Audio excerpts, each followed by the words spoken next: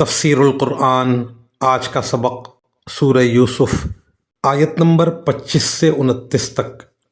اعوذ باللہ من الشیطان الرجیم، بسم اللہ الرحمن الرحیم۔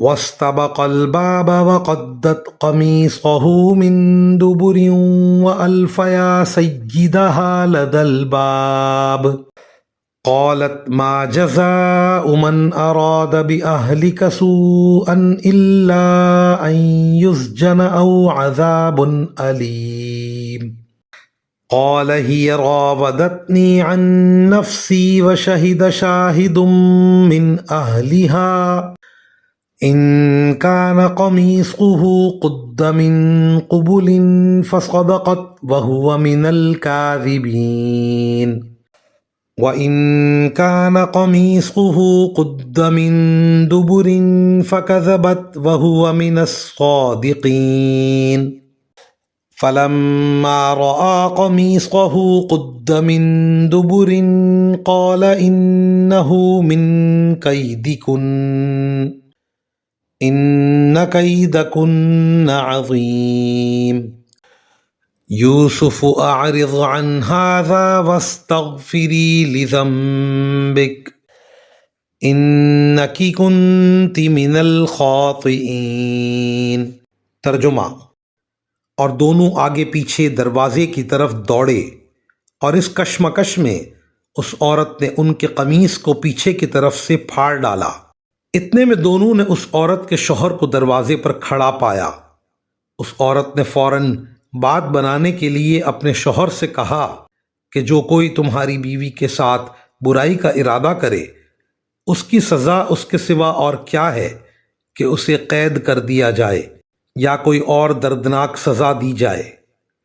یوسف نے کہا یہ خود تھیں جو مجھے ورغلا رہی تھیں، اور اس عورت کے خاندان ہی میں سے ایک گواہی دینے والے نے یہ گواہی دی کہ اگر یوسف کی قمیص سامنے کی طرف سے پھٹی ہو تو عورت سچ کہتی ہے اور وہ جھوٹے ہیں، اور اگر ان کی قمیص پیچھے کی طرف سے پھٹی ہے تو عورت جھوٹ بولتی ہے اور یہ سچے ہیں۔ پھر جب شوہر نے دیکھا کہ ان کی قمیص پیچھے سے پھٹی ہے تو اس نے کہا کہ یہ تم عورتوں کی مکاری ہے، واقعی تم عورتوں کی مکاری بڑی سخت ہے۔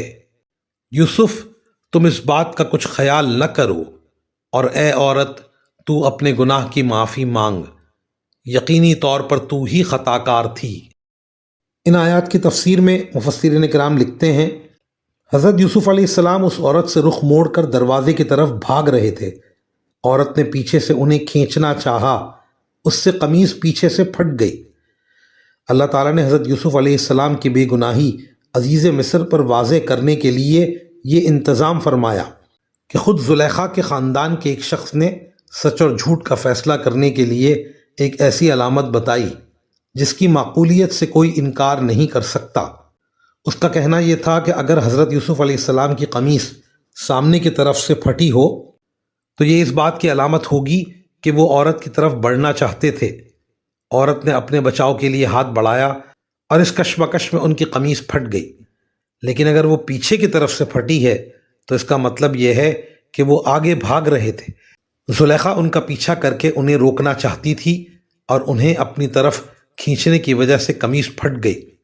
اول تو یہ بات ہی نہایت معقول تھی، دوسرے بعض مستند احادیث سے معلوم ہوتا ہے کہ یہ گواہی زلیخا کے خاندان کے ایک چھوٹے سے بچے نے دی تھی جو ابھی بولنے کے قابل نہیں تھا، لیکن اللہ تعالیٰ نے حضرت یوسف علیہ السلام کی بے گناہی ثابت کرنے کے لیے اسے بولنے کی طاقت اسی طرح عطا فرما دی تھی جیسے حضرت عیسیٰ علیہ السلام کو عطا فرمائی تھی۔ غرض اس ناقابل انکار ثبوت کے بعد عزیز مصر کو یقین ہو گیا کہ سارا قصور اس کی بیوی کا ہے اور حضرت یوسف علیہ السلام بالکل بے گناہ ہیں۔